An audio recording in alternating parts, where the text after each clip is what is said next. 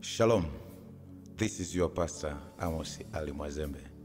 Na kuletea neno la Mungu siku ya leo ambalo litakuwa na msaada na litabadilisha maisha yako kwa kile unapotembea na kwa chochote kile ambacho unakifanya. Karibu kwa ajili ya kusikiliza somo la siku ya leo. Bwana Yesu asifiwe. Tunaamini ya kwamba uko mzima wa afya tele. Naomba uniazime sikio lako nipate kukuletea neno la Mungu siku ya leo. Neno la Mungu siku ya leo tutakuwa tunaangalia zaidi katika kitu kinachoitwa kuwa huru au kuwekwa huru. Najua kabisa kwamba wakati mwingine huenda unampenda Kristo na unategemea kuona msaada wa Mungu kwenye maisha yako ya kila siku. Lakini cha kushangaza, kuna wakati mwingine umeomba kwa muda mrefu, umetafuta Mungu na umeombewa na umetoa sadaka, ila hujawahi kufika kile kipengele cha kuona uhuru kwenye maisha yako. Asubuhi ya leo natamani nikuletee namna gani ambavyo tunaweza tukaona uhuru au tukaingia katika namna uhuru kama wale watu ambao tunamwamini Mungu. Katika kitabu cha Yohana sura ile ya 8 mstari ule wa 31 mpaka ule mstari wa 32, Biblia inasema, basi Yesu akawaambia wale Wayahudi waliomwamini, ninyi mkikaa katika neno langu mmekuwa wanafunzi wangu kweli kweli. Tena mtaifahamu kweli, na hiyo kweli itawaweka huru. Hii mistari miwili ni Yesu alipokuwa anaongea na wanafunzi. Kuwa mwanafunzi maana yake ni mtu ambaye unajifunza. Kuna kitu ambacho unakuwa ukifahamu, unaamua kwenda kutafuta maarifa. Wewe unapokuwa mwanafunzi wa Kristo, kwa namna ya kawaida ni kwamba maisha yako ukiangalia vizuri, unaona kabisa unahitaji mahali fulani msaada wa Mungu. Kwa unakuwa mwanafunzi wa kujifunza hilo tatizo ambalo lipo kwenye maisha yako, namna gani Yesu ana uwezo wa kulitatua.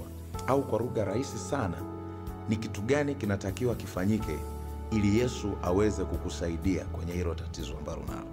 Na wakati huo Yesu alipokuwa anawaambia hawa Wayahudi ambao walimwamini, akawaambia ninyi mkikaa katika neno langu.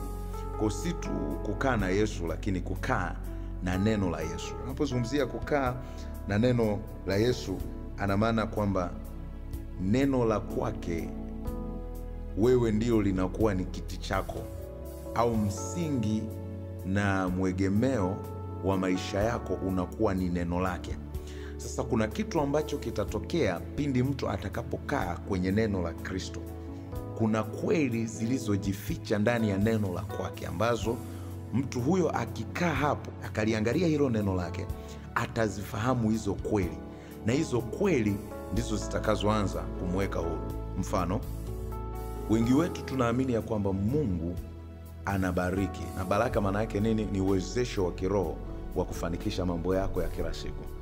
Kwa mtu anapotegemea kwamba ni kweli mimi nimebarikiwa, sasa na anatembea kwenye maisha hazioni hizo baraka za Bwana, inabidi awe mwanafunzi wa kuanza kujifunza namna gani baraka za Mungu zina uwezo wa kumsaidia yeye kwenye maisha yake ili aweze kuona matokeo ya kimungu. Anakuwa kwenye nafasi ya mwanafunzi huku akiwa anamwamini Kristo kwamba amembariki au atambariki. Kwa sasa anapoanza kukaa kwenye neno la Mungu ambalo ndani yake limebeba ahadi za Mungu, limebeba ahadi za Mungu, kuna kweli atakazofanya. Kweli ni ufunuo wa hali ya juu wa namna Mungu anavyofanya mambo au namna Mungu anavyotaka wewe ufanye mambo. Kwa tukiwa tunatafuta uhuru wa kifedha, uhuru kutoka kwenye utumwa, maybe utumwa wa dhambi. Kwa mfano hapo ukisoma hapa chini alikuwa anaelezea kwamba watu wanakuwa watumwa wa dhambi, kwa hawako huru. Kwa sasa namna gani huyu mtu aweza kutoka katika utumwa wa dhambi? Mfano, utumwa wa dhambi, dhambi inamtumikisha, atatokaje hapo? Ataonaje uhuru wa kutoka ili awe mbali na dhambi? Kati ya kitu ambacho inatakiwa huyu mtu akifanya ili awe huru kutoka kwenye dhambi ni kuifahamu kweli. Hiyo kweli hata ifahamu mahali popote pale isipokuwa atakapokaa kwenye neno la Kristo. Kwa neno la Kristo ndilo ambalo litamfungua macho yake, atafahamu ile kweli, na akisha ifahamu hiyo kweli atakuwa huru mbali na dhambi. Mfano, ukisoma kitabu cha Warumi sura ya 8 na ule mstari wa kwanza, Biblia inatuambia ya kwamba sura ya 8 na ule mstari wa kwanza, Warumi sura ya 8 na ule mstari wa kwanza, sema, sasa basi hakuna adhabu juu yao walio katika Kristo Yesu, kwa sababu sheria ya roho wa uzima ule ulio katika Kristo Yesu imeniacha huru mbali na sheria ya dhambi na mauti. Hili ni neno la Mungu ambalo mtu atakapokaa ndani yake na kuanza kutafakari kwamba kumbe mtu akishakuwa ndani ya Yesu hakuna hukumu ya adhabu au hakuna adhabu yoyote kwenye maisha yake. Na kitu ambacho kinamfanya asipate adhabu kwenye maisha yake ni kwa sababu kuna kitu kinaitwa sheria ya roho wa uzima, the law of the spirit of life, ambapo inaempower maisha ya huyu mtu anayemwamini. Ile roho ya uzima inamwezesha huyu mtu kuweza kuyaishi maisha yake. Hawezi tena kufungwa na dhambi kwa sababu anajua kabisa Mungu amezungumza neno hili, na hili neno linapokuja ndani yangu linakuwa na roho. Kumbuka Yesu alisema maneno niwaambiayo mimi ni roho tena ni uzima. Kwa mtu anavyolisikiliza neno la Yesu, ndani yake linatengeneza roho au linakuwa roho kwake. Na ile roho inakuja na sheria ambayo hiyo sheria inapambana kinyume na sheria ya dhambi. Ndio maana watu wengi sana ambao wanaweza wakawa wana struggle au wanahangaika katika baadhi ya maeneo ya kwamba natamani nione hiki, natamani nione hiki, hatuwapelekei tu maombi, kwa sababu maombi bila neno la Mungu ndani yake hakuna kweli itakaowafanya watu wawe huru. Tunawapelekea watu neno la Mungu, na hilo neno la Mungu linaachilia ile kweli. Sasa kazi ya kweli ndio inayoanza kumweka mtu kuwa huru.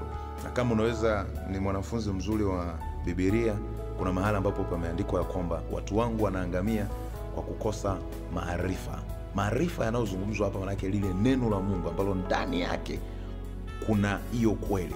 Sasa hiyo kweli inaweza ikawa moja, inaweza ikawa ni nguvu za Mungu, kwamba umefika mahali unahitaji nguvu za Mungu. Kwa kadri utakavyokaa kwenye neno la Kristo, nguvu za Mungu zinakuwa activated kwa ajili ya kuja kukusaidia. Inawezekana pia kweli hiyo ikawa ni hekima za Mungu. Kadri unavyokaa kwenye neno la Mungu, unaanza kuziona hizo hekima za Mungu zikikusaidia. Hekima nini? Ni kufanya mambo kwa usahihi, kwa wakati sahihi, na kwa muda sahihi, na mahali sahihi. Kwa kuna vitu ambavyo wewe unahitaji tu hekima ili uweze kuvifanya, au unahitaji maamuzi fulani ambayo yataleta matokeo fulani kwenye maisha yako. Kwa utakapokaa kwenye neno la Mungu, hiyo hekima utahitaji. Kuna wakati mwingine unahitaji tu uponyaji. Utaupateje? Ni kutoka kwenye neno la Mungu, ya kwamba kupitia kupigwa kwake Kristo mimi nimepona. Kwa utakapokaa kwenye hilo neno, kweli itaumbika ndani yako. Uhalisia wa matokeo ya kimungu aliyoyaweka tayari kwako utakuwa dhahiri. Asubuhi ya leo na siku hii ya leo naweza kukwambia kitu kimoja, ya kwamba ili tuweze kuwa huru lazima tuifahamu kweli. Na njia pekee ya kuifahamu kweli, hakikisha unakaa kwenye neno la Mungu. Leo hii kaa chini uweze kutafakari ni maeneo yapi ambayo unaona kabisa haujaona ile neema ya Mungu ikikusaidia, au kwa lugha nyingine haujaona kweli ikikuweka huru. Maeneo ambayo unapambana, maeneo ambayo umekuwa ukimwomba Mungu uweze kuona mkono wake ukikusaidia. Siku hii ya leo kaa hapo chini uweze kuandika hayo maeneo na matatizo ambayo yanakusumbua, alafu litafute neno la Mungu au neno la Kristo juu ya hilo eneo. Ukishakaa na kulitafuta hilo neno la Kristo, ukishalipata, uanze kukaa hapo. Maana yake kukaa hapo, utakavyoenda kwenye rekodi ya pili, kulitafakari, liingie ndani ya moyo wako, liwe sehemu ya kwako wewe. Alafu baada ya hapo utaziona hizo kweli zikikusaidia. Mungu akubariki sana na uwe na wakati mwema.